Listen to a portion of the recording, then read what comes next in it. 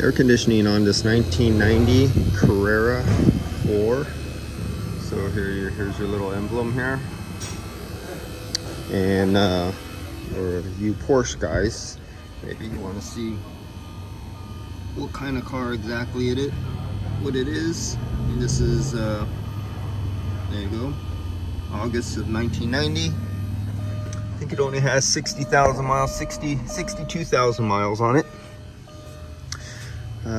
Has good records of maintenance. So the last time this vehicle was worked on was for air conditioning, was at its 60,000 mile service. You see it has 62,000 miles. It's 62,000 mile service at Porsche. The air conditioning was done in 2008. So you see it's been sitting for quite a while, 2,000 miles. And I'm just looking around, see what I find here. Look at the condition, original labels. Yep, we're good and clean. Nice interior. Yep, okay. So as you can see here, this is what I wanted to show you. So somebody already retrofitted it back there in 2008. They already retrofitted it over. Most likely they just did the oil over, so they put Nipodenzo, probably ND8. If it was done at the factory at Porsche, they probably used Denso ND8 double end cat 46 viscosity refrigerant oil. Threw on the fittings, charged her up, that's it. So all these hoses, now this hosing in line, go over here, then it comes over here, and it comes right under here. The lines are right under here, then they drop down. Now body guys, they forget about the lines, and when they're going to do a quarter panel or something and do some work, and they're drilling out the spot welds to do something, sometimes their drill goes all the way through and it hits a line. I've repaired like 3 of them. The lines come down here, then the lines come up here, there they go right there, and they come down, they go over there into the evaporator. So all the rubber refrigerant hose becomes like a sponge, and the refrigerant just goes right through all the rubber.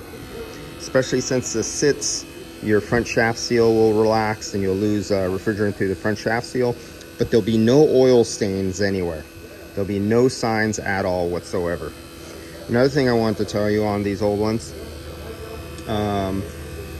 usually I was really surprised, even though they did a retrofit, not a lot of moisture, not horribly for as old as this, because this is all filled with mineral oil. They did put, you know, the PAG 46 double end cap ND most likely. I don't get none of the spiking. Now, if you've seen a lot of my videos, when you're doing a recovery and there's like still, this had 38 PSI, the compressor was still running. Turn it on, the compressor would come on, but it was only vapor in the system. So there was some refrigerant still in the system. All these old style rubber hoses are impregnated with mineral oil, and the mineral oil itself kind of becomes a barrier.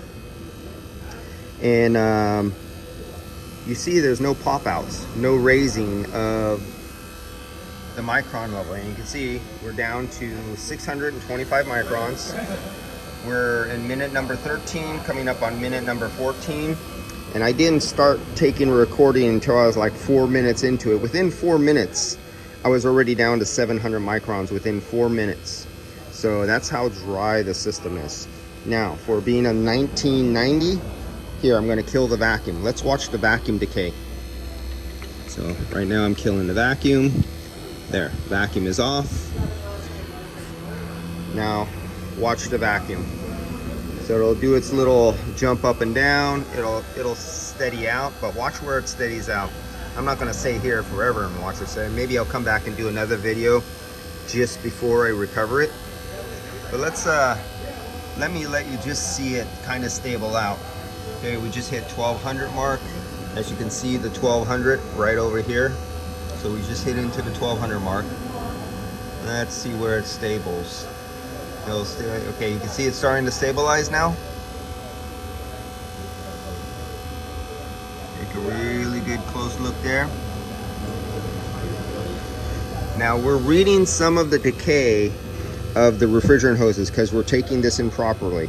We are using the micron gauge located in the refrigerant manifold, and we also are reading some of the decay just by the hoses and yourself.